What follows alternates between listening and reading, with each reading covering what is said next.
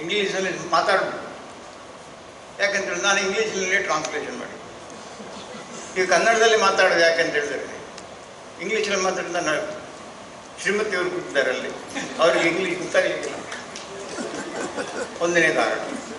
ಮತ್ತು ಒರಿಜಿನಲ್ ಇರೋದು ಕನ್ನಡದಲ್ಲಿ, ಮತ್ತು ಕನ್ನಡ ಅರ್ಥ ಆಗೋದ್ರಿಗೆ ಇಂಗ್ಲೀಷ್ ಟ್ರಾನ್ಸ್ಲೇಷನ್ ಮಾಡಬೇಕು. ಕನ್ನಡ ಮತ್ತು ಇಂಗ್ಲೀಷ್ ಎರಡು ಭಾಷೆಯಲ್ಲಿಯೂ ಪರಿಣತಿ ಇದ್ದರೆ ಮಾತ್ರ ಅನುವಾದ ಭಾಷಾಂತರ ಸಾಧ್ಯ. ಹಾಗಾಗಿ ನಾನು ಯಾವ ಭಾಷೆಯಲ್ಲಿ ಮಾತಾಡ್ಬೋದು ಹಾಗೇ ಮಾತಾಡ್ತಾ ಇರುವುದು. ಮತ್ತು ಇವತ್ತು ಟ್ರಾನ್ಸ್ಲೇಷನ್ ಡೇ, ಭಾಷಾಂತರ ದಿನ, ಅದೆಲ್ಲ ಆಚರಣೆಗಳು ಬಿಡಿ. ಆಚರಣೆಯಲ್ಲಿದ್ದರೆ ಸಾಲದು, ನಮ್ಮ ನಿತ್ಯ ಜೀವನದ ರೂಪವಾಗುತ್ತದೆ. ಈ ಟ್ರಾನ್ಸ್ಲೇಷನ್ಗೆ tunes of a single string ಅಂತ ಭಾಳ ಕಷ್ಟದಲ್ಲಿ ನಾನೊಂದು ಟೈಟಲ್ ಟ್ರಾನ್ಸ್ಲೇಷನ್ ಸಿಕ್ಕಿತು. ಏಕತಾರಿ ಸಂಚಾರಿ ಅಂತ ಒಂದು, ಏಕತಾರಿಗೆ ಸಿಂಗಲ್ ಸ್ಟ್ರಿಂಗ್ ಒಂದು ಸಿಕ್ಕಿ ಶಬ್ದ, ಆಮೇಲೆ ಸಂಚಾರಿಯಿಂದ ಬಿಟ್ಟು ಹೋಗಿದೆ.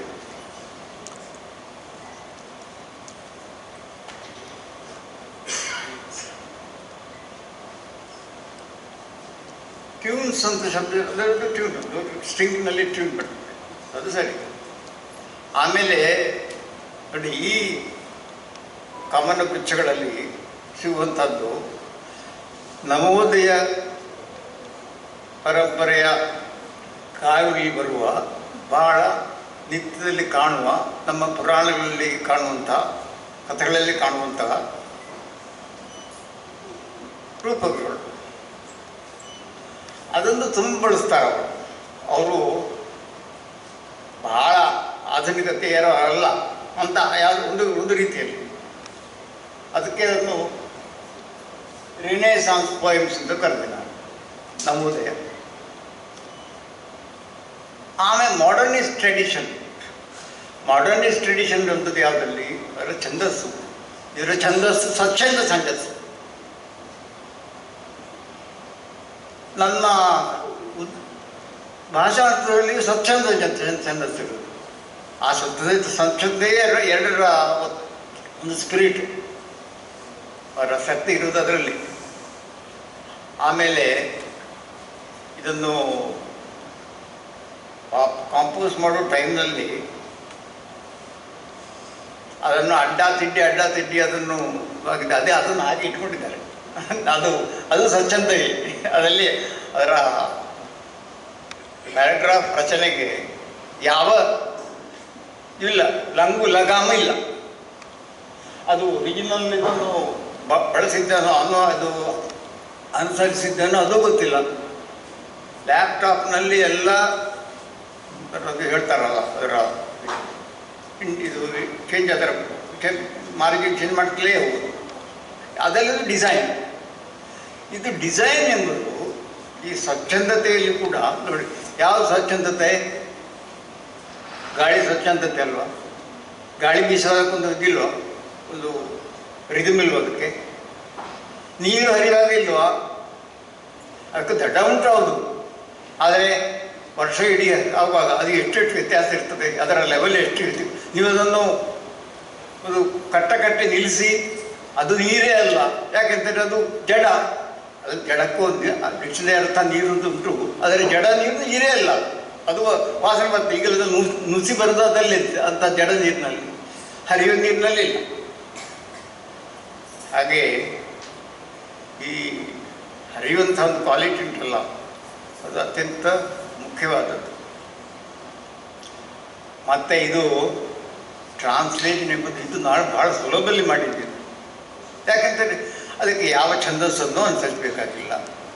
ಇದು ಇದು ಬ್ಲ್ಯಾಂಕ್ ವರ್ಡ್ಸ್ ಅಂತ ನಾನು ಯೂಸ್ ಮಾಡಿದ್ದೆ, ಅದನ್ನು ಯೂಸ್ ಮಾಡಿಲ್ಲ ಇದಕ್ಕೆ. ನಾನು ಹೆಚ್ಚಾಗಿ ಮೊದಲು ಟ್ರಾನ್ಸ್ಲೇಷನ್ ತುಂಬ ಮಾಡಿದ್ದೇನೆ, ಲೆಕ್ಕ ಇಲ್ಲಂತ ಮಾಡಿದ್ದೀನಿ. ನನಗೆ ಎಷ್ಟು ಟ್ರಾನ್ಸ್ಲೇಷನ್ ಮಾಡಿದಂತೆ ಯಾರು ಕೇಳಿದೆ ಉತ್ತರ ಇಲ್ಲ, ಎಷ್ಟು ಮಾಡಿದ್ದೇನೆ ಅಂತ ಹೇಳಿ. ಆದರೆ ಇದು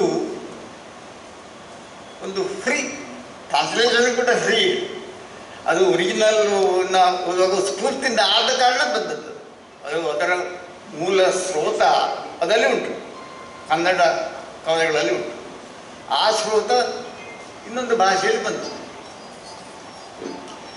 ನೋಡಿ, ನಮಗೆ ಪಾದಕಗಳು ಇಷ್ಟಪಟ್ಟರು ಒಂದು ಆಲೋಚನೆ ಕೊಟ್ಟಿದ್ದಾರೆ ನನಗೆ. ಭಾಷಾಂತರ ಬೇರೆ, ಅನುವಾದ ಬೇರೆ ಅಂತ. ಅನುವಾದ ಒಂದೇ ಭಾಷೆಯಲ್ಲಿ ಅನುವಾದ ಆಗ್ತದೆ. ಅದನ್ನು ಮೂಲವನ್ನು ಅನುಸರಿಸಿಕೊಂಡು ಬರುವಂಥ ಒಂದು ವಿಚಾರ ಅನುವಾದ. ಅಂದರೆ ಪ್ಯಾರಾಫ್ರೇಸ್ ಅಂತ ಹೇಳ್ತಾರೆ, ಭಾವಾನುವಾದ ಅಂತ ಹೇಳ್ತಾರಲ್ಲ ನಾವು. ಭಾವಾನುವಾದ ಅದು ಒಳ್ಳೆ ಸರಿಯಾದ ಟ್ರಾನ್ಸ್ಲೇಷನ್ ಅಲ್ಲ. ಯಾಕೆಂತೇಳಿದರೆ ಬರೇ ಭಾವನೆ ಇರುವುದಾ? ಯಾವುದಲ್ಲಿ ಯಾರೊಂದು ಒಂದು ಬರೇ ಭಾವನೆ ವ್ಯಕ್ತ ಮಾಡೋದು, ಅದನ್ನೊಂದು ಅಳ್ಕೊಂಡೇ ಕೂತ್ಕೊಳ್ಳೋದಾ ಒಂದು ಭಾವನೆ, ಅಥವಾ ನಡ್ಕೊಂಡೇ ಕೂತ್ಕೊಳ್ಳೋದಾ? ಅದರಲ್ಲಿ ವಿಚಾರ ಬೇಕು, ವಿಚಾರವಂತಿಕೆ ಬೇಕು. ವಿಚಾರ ಮತ್ತು ಭಾವಗಳ ಸಮ್ಮಿಶ್ರವೇ ಕಾವ್ಯ. ಮಾತು ಎರಡು, ವಿಚಾರ ಇಲ್ಲದೆ ಅದರ ಭಾವನೆ ಇಲ್ಲ. ಭಾವನೆಯನ್ನು ವಿಚಾರದಲ್ಲಿ, ವಿಚಾರ ಮೂಲಕದಲ್ಲೇ ಬರಬೇಕು. ಭಾವನೆ ಸುಮ್ಮನೆ ವ್ಯರ್ಥವಾಗಿ ಹೋಲಾಗಬಾರ್ದು. ಹಾಗಾಗಿ ಕಾವ್ಯದ ಗುಣವೇ ಅದು, ಥಾಟ್ ಆ್ಯಂಡ್ ಫೀಲ್. ಅದು ಎರಡು ಸೇರಿದರೆ ಮಾತ್ರ ಅದು ಕಾವ್ಯ. ಮತ್ತು ಈ ಟ್ರಾನ್ಸ್ಲೇಷನು ಸುಲಭವಾಗಿ ಆದದ್ದು ಹೇಗೆ, ಅದು ವಿದ್ಯೆ ಬಂದದ್ದು ಹೇಗೆ ನೋಡಿ. ಮೂಲ ಕವಿಗೆ ಬೇಂದಿರು ಹೇಳ್ತಿದ್ರಂತೆ, ಇದರ ಮೀನಿಂಗ್ ಎಂಥದ್ದು? ಅದರ ಮೀನಿಂಗ್ ನನಗೆ ಗೊತ್ತಿಲ್ಲ. ಅದು ನಮ್ಮ ಅಂಬಿಕಾ ತಾನೆಯಂತರಿಗೆ ಗೊತ್ತು, ದರಾ ಬೇಂದ್ರಿಗೆ ಗೊತ್ತಿಲ್ಲ. ಅಂದರೆ ಯಾವಾಗ ಬರೆಯುವಂಥ ಕಾಲದಲ್ಲಿರುವಂತಹ ಒಂದು ಮನಸ್ಸಿನ ಸ್ಥಿತಿ ಆಮೇಲೆ ಉಳಿದಿಲ್ಲ. ಆ ಕಾವು ಹೋಗಿಬಿಡ್ತದೆ. ಕಾವು ಹೋಗಿದ್ದ ಮೇಲೆ ಅದರ ಅರ್ಥ ಹೋಗಿಬಿಡ್ತದೆ. ಆ ಅರ್ಥ ಎಲ್ಲಿರ್ತದೆ? ಓದುವವರ ಮನಸ್ಸಿನಲ್ಲಿ ಇರ್ತದೆ. ಎಷ್ಟು ಜನ ಓದುತ್ತಾರೋ ಅಷ್ಟು ಅದಕ್ಕೆ ಇಂಟರ್ಪ್ರಿಟೇಷನ್ಸು, ಅಷ್ಟು ಅದರ ಅರ್ಥವಿನ್ಯಾಸ ಆಗ್ತದೆ. 100 ಜನ ಓದಿದರೆ 100 ಜನ ಟ್ರಾನ್ಸ್ಲೇಟ್ ಮಾಡ್ತಾರೆ. ಆ 100 ಟ್ರಾನ್ಸ್ಲೇಷನ್ ಕೂಡ ಎಲ್ಲವೂ ಸಮಾನವಾಗಿ ವ್ಯಾಲಿಡ್, ಅದಕ್ಕೆ ಅದೇ ಬೆಲೆ. ಯಾವುದು ಕಳಪೆ ಅಂತ ಹೇಳಿ, ಆದರೆ ಅನುವಾದ ಮಾಡಿದರೆ ನಾನು ಹೇಳಿದೆಲ್ಲ, ಅದರ ಮೂಲ ಭಾಷೆ ಮತ್ತು ಭಾಷಾಂತರ ಮಾಡುವಂಥ ಭಾಷೆ ಎರಡೂ ಕೂಡ ಅಲ್ಲಿ ಸರಿಯಾಗಿ ಅರ್ಥ ಮಾಡಿಕೊಂಡು, ಸರಿಯಾದ ಅರ್ಥ ಅಂದರೆ ಹೀಗೆ, ಅದಕ್ಕೆ ಅರ್ಥ ಉಂಟು. ಆ ರೀತಿ ಪರಂಪರೆ ಅಂತ ಇದ್ದೊಂದು ದೊಡ್ಡ ಟ್ರಾನ್ಸ್ಲೇಷನ್ ನಮ್ಮ ಹಿರಿಯರಿಂದಲೇ ಬಂದದ್ದಲ್ಲ ಇದೆ. ಇಲ್ಲಿ MGM ಕಾಲೇಜಿಗೆ ಟ್ಯೂಟರಾಗಿ ಸೇರಿದ ಮೇಲೆ ನಾನು ಮಾಡಿದ ಒಂದು ಕೆಲಸ ತಿದ್ದುವುದು. ಈಗಲೂ ನನಗೆ ಕೈಗೆ ಎಂತ ಸಿಕ್ಕಿದರೆ ಅದರಲ್ಲಿ ಎಲ್ಲಿ ಮಿಸ್ಟೇಕ್ ಉಂಟಂತಲೇ ಹುಡುಕುದು ನಾನು. ನಮ್ಮ ಮುಖಪುಟದಲ್ಲಿ ಟ್ರಾನ್ಸ್ಲೇಟೆಡ್ ಫ್ರಮ್ ದ ಕನ್ನಡ ಅಂತಂದರೆ ಅದು ಟೆಂಪ್ಲೇಟ್ ಉಂಟು. ಆ ಟೆಂಪ್ಲೇಟೇ ಸರಿಯಲ್ಲ. ಟ್ರಾನ್ಸ್ಲೇಟೆಡ್ ಫ್ರಮ್ ಕನ್ನಡ ಅಂತಲೇ ಬರಬೇಕು, ಇಲ್ಲದ್ರೆ ಫ್ರಮ್ ದ ಕನ್ನಡ ಲ್ಯಾಂಗ್ವೇಜ್ ಅಂತ ಬರಬೇಕು. ಫ್ರಮ್ ದ ಇಂಗ್ಲೀಷ್ ಅಂತ ಹೇಳ್ತೇವೆ ನಾವು, ಇಲ್ಲ, ಹಾಗೆ ಹೇಳ್ಕೊಡ್ಮೇ ಇಲ್ಲ. ಹಾಗೆ ಅದನ್ನು ನಾನು ಇಷ್ಟರವರೆಗೆ ಮಾಡಿ ಈಗಲೂ ಅದನ್ನೇ ಮಾಡ್ತಾ ಇರೋದು. ಅನೇಕರು ನನ್ನ ಹತ್ರ ಕರೆಕ್ಷನ್ ಕೊಡ್ತಾರೆ. ನಾನು ಸುಮಾರು PhD ಪ್ರಬಂಧಗಳನ್ನು ಮಾಡಿ ಅಂದರೆ ಅದೇ PhDಯನ್ನು ನಾನು ಮಾಡಬಹುದು ಅದೇ ಸಬ್ಜೆಕ್ಟ್ನ ಮೇಲೆ. PhD ಬರೀ ಪ್ರಬಂಧ ಹೇಗೆ ಬರಿಬಾರದು ಅಂತ.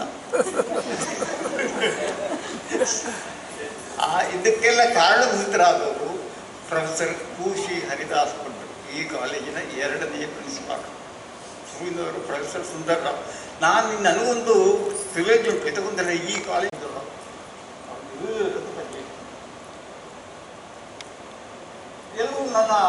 ಎಲ್ಲರೂ ಹೆಚ್ಚಿನವರು ನನ್ನ ವಿದ್ಯಾರ್ಥಿಗಳು, ಮೊದಲಿನವರು, ಹಿಂದಿನವರು, ಆಮೇಲಿನವರಲ್ಲಿ ನನ್ನ ಕೊಲೀಗ್ಸ್, ಎಲ್ಲರದ್ದು ಪರಿಚಯ ಉಂಟು. ಅವರು ನನ್ನಕ್ಕಿಂತ ಇದ್ದರೆ ಕರೀತಾರೆ, ಈಗಲೂ ಕರೀತಾರೆ. ನಾನು ಕೆಲಸದ ರಿಟೈರ್ ಆದಮೇಲೆ ನಾನು ನನ್ನ ಕಾಲೇಜಿಗೆ ತಲೆ ಹಾಕಿದ್ರು, ಮಲಗುವುದಿಲ್ಲ ಅಂತ ಹೇಳ್ತಾರೆ. ನಮ್ದು ಅದರ್ಥ ಇಲ್ಲ, ಅದು ಹೊಂದಿದ ಅರ್ಥವೇ ಆಗುವುದಿಲ್ಲ. ನಮಗೆ ಅನ್ನ ಕೊಟ್ಟಂತಹ ಒಂದು ಇನ್ಸ್ಟಿಟ್ಯೂಷನ್ಗೆ ನಮಗೆ ಮತ್ತೆ ಬೆಲೆ ಇಲ್ಲ ಅಂತದ್ದು ಹೇಗಾಗ್ತದೆ? ಇಲ್ಲ, ಅದು ಮನಸ್ಸಿನಲ್ಲಾದರೆ ರೆನೇಟ್ ಕೊಡಬೇಕು, ಆಯಿತಾ? ಬಾಕಿ ರೀತಿಯಲ್ಲಿ ಸಂದಾಯ ಮಾಡಲಿಕ್ಕೆ ಅವಕಾಶ ಅಂತ ಹೇಳಲಿಕ್ಕೆ ಬರೋದಿಲ್ಲ. ಮನಸ್ಸಿನಲ್ಲಿ ಆದರೆ ಸಂದಾಯ ಮಾಡಬೇಕು, ಕೃತಜ್ಞತೆ ಬೇಕು. ಹರಿದಾಸ ಭಟ್ರು ಮೊದಲು ಕರೆಸ್ಪಾಂಡೆನ್ಸ್ನಲ್ಲಿ ಟ್ರಾನ್ಸ್ಲೇಷನ್ ಅಂದರೆ ಪುಸ್ತಕ ಟ್ರಾನ್ಸ್ಲೇಷನ್ ಮಾತ್ರ ಅಲ್ಲ, ಅದಕ್ಕೆ ಎಷ್ಟೋ ಥರದ ಟ್ರಾನ್ಸ್ಲೇಷನ್ ಉಂಟು. ನಮಗೆ ಟ್ರಾನ್ಸ್ಲೇಷನ್ ಹೆಚ್ಚಿಗೆ ಬರೋದು ದೇವಸ್ಥಾನದ ಆಮಂತ್ರಣ ಪತ್ರಿಕೆ, ವಾರ್ಷಿಕೋತ್ಸವದ ಶಾಲೆಗಳಲ್ಲಿ ಅದು ಕನ್ನಡದಲ್ಲಿ ಬಂದರೆ ಸಹ ಆಗುದು, ಇಂಗ್ಲೀಷಲ್ಲಿ ಬರಬೇಕು. ಈಗ ನಿನ್ನೆ ಟ್ರಾನ್ಸ್ಲೇಷನ್ ಮಾಡಿದ್ದು ನಮ್ಮ ಸಜೀವ ಭಾರತಿ ಇನ್ವಿಟೇಷನ್ ವಿಜಯಲಕ್ಷ್ಮಿ ಹಾಗೆ ಅದು ನಿರಂತರ ನಡೀತಲೇ ಇರ್ತದೆ. ಇದು ವಿಶೇಷ ಸಂದರ್ಭ, ಇದು ಸಾಹಿತ್ಯದ ಟ್ರಾನ್ಸ್ಲೇಷನ್. ಅದೊಂದು ಪ್ಲೆಜರ್. ನಾನು ಓದಿದ್ದು ಸ್ವಂತವಾಗಿ ಯಾರೂ ಓದಿದ್ದಿಲ್ಲ. ಎಲ್ಲ ಟ್ರಾನ್ಸ್ಲೇಷನ್ ಕೂಡ ಇನ್ನೊಬ್ಬರ ಅಗತ್ಯವನ್ನು ಪೂರೈಸಲಿಕ್ಕೆ ಮಾಡಿದ ಕೆಲಸ. ಬಹಳ ದೊಡ್ಡ ಪರೋಪಕಾರಿ ನನಗೆ. ಯಾಕೆಂದರೆ ನಾನು ನನ್ನ ಪ್ರಯೋಜನಕ್ಕೋಸ್ಕರ ಎಂಥದ್ದು ಮಾಡಿದ್ದಿಲ್ಲ. ಈ ಟ್ರಾನ್ಸ್ಲೇಷನ್ ಯಾವುದು ಕೂಡ ನನ್ನ ಪ್ರಯೋಜನಕ್ಕೆ ಮಾಡಿದ್ದಿಲ್ಲ. ನನ್ನ ಮಗಳ ಮದುವೆ ಇನ್ವಿಟೇಷನ್ ಬರೀ ಕನ್ನಡದಲ್ಲೇ ಮಾಡಿದ್ದೇನೆ, ಇಂಗ್ಲೀಷಲ್ಲಿ ಪ್ರತ್ಯೇಕ ಮಾಡಲಿಲ್ಲ. ಹಾಗೆ ಅದೊಂದು ಹರಿದಾಸ್ ಭಟ್ರು ಕೆಲವು ಸಲ ಅವರಿಗೆ ಟ್ರಾನ್ಸ್ಲೇಷನ್ ಮಾಡಲಿಕ್ಕೆ ಒಂದು ಇದನ್ನು ನನಗೆ ವರ್ಗಾಯಿಸ್ತಿದ್ದರು, ನೀವು ಟ್ರಾನ್ಸ್ಲೇಟ್ ಮಾಡಿಕೊಡ್ತಾರೆ. ಆಮೇಲೆ ನಮ್ಮ 3 ಸಾಂಸ್ಕೃತಿಕ ಉಂಟಲ್ಲ ಉಪಸಂಸ್ಥೆಗಳು, ಅಲ್ಲಿ ಯಕ್ಷಗಾನ ಕೇಂದ್ರ, RRC ಪ್ರಾದೇಶಿಕ ಕೇಂದ್ರ, ಗೋವಿಂದ ಪೈ ಸಂಶೋಧನಾ ಕೇಂದ್ರ, ಈ 3 ವರದಿಗಳ ಪೇಪರಿಗೆ ಕನ್ನಡ ಬೇಕು, ಇಂಗ್ಲೀಷ್ ಬೇಕು. ಎರಡೆರಡು ನಮ್ಮ ಹೆಚ್ಚಿನ ಕೆಲವು ಪ್ರಕಟಣೆಗಳು 2 ಭಾಷೆಯಲ್ಲಿ ಬರ್ತದೆ. ಆಯಿತಾ, ಮಣಿಪಾಲ್ ರೆಕಾರ್ಡ್ ಸಮಾಸ ಅದು ಟ್ರಾನ್ಸ್ಲೇಷನ್ ಅಲ್ಲ. ಅದು ಟ್ರಾನ್ಸ್ಲೇಷನ್ ಬೇಕಾಗ್ತದೆ. ಯಾಕಂದರೆ ಕೆಲವರಿಗೆ ಕನ್ನಡದಲ್ಲಿ ರಿಪೋರ್ಟ್ ಕೊಟ್ಟರೆ ಇಂಗ್ಲೀಷಿಗೆ ಟ್ರಾನ್ಸ್ಲೇಷನ್ ಮಾಡ್ಕೊಂಡು ಬಳಸಬೇಕು. ಟ್ರಾನ್ಸ್ಲೇಷನ್ ಒಟ್ಟಿಗೆ ಅದು ಬೆಳೆದದ್ದು ನಾನು. ಆಯಿತಾ, ಹಾಗೆ ಇದೀಗ ಒಂದು ಒಳ್ಳೆಯ ಟ್ರಾನ್ಸ್ಲೇಷನ್ ತಿಳ್ಕೊಂಡಿದ್ದೇನೆ ನಾನು. ಎಲ್ಲರೂ ಹಾಗೆ ಹೇಳ್ತಾರಂತೆ ನೋಡಿ. ಇಲ್ಲ ಅದು ಏನು ಬೆಲೆ ಅಂತ ಇನ್ನೊಬ್ರು ಹೇಳಿಯೇ ಗೊತ್ತಿಲ್ಲ ನೋಡಿ. ಒಂದು ಬಂಗಾರಕ್ಕಾಗಲಿ ವಜ್ರಕ್ಕಾಗಲಿ ಅದರ ಮೇಲೆ ಅದು ಹೋಗುತ್ತಾ? ಅದು ಗೊತ್ತಿಲ್ಲದನ್ನು ಇಟ್ಕೊಂಡೇ ಹೋಗ್ತಾರೆ. ಆದರೆ ಗೊತ್ತಿದ್ದವರು ಅದನ್ನು ಹೊಗಳ್ತಾರೆ, ಅದನ್ನು ಪೆಟ್ಟಿಗೆಯಲ್ಲಿ ಅದನ್ನು ಭದ್ರವಾಗಿ ಇಟ್ಕೊಳ್ತಾರೆ. ಹಾಗೆ ಇದು ಚೆನ್ನಾಗಿ ಆಗಿದೆ ಅಂತ ಜನರು ಹೇಳೋದಕ್ಕೆ ನಾವು ನ್ಯಾಯವಾಗಿ ನಾವು ಸಂತೋಷ ಪಟ್ಟಬೇಕಲ್ವ. ಮತ್ತು ಅದಕ್ಕೆ ಬಹಳ ಅದನ್ನು ಪತ್ರಪತ್ರ ನೋವು ವಿವಾಸ ಅಂಥದ್ದು ಮಾಡಿಕೊಂಡು ನಮಗೆ ಇದು ಪರಿವೇ ಇಲ್ಲ ರೀತಿಯಲ್ಲಿ ಮಾಡ್ಕೊಂಡು ನಾವು ಮನುಷ್ಯರಿಗೆ ಸ್ವಲ್ಪ ಭಾವನೆಗಳನ್ನು ಉಂಟಲ್ಲ. ಹಾಗೆ ಅರ್ಥದ ಇಲ್ಲಿ ಮಾತೊಂದು ಬಿಟ್ಟಿಲ್ವ ಸಾಕು.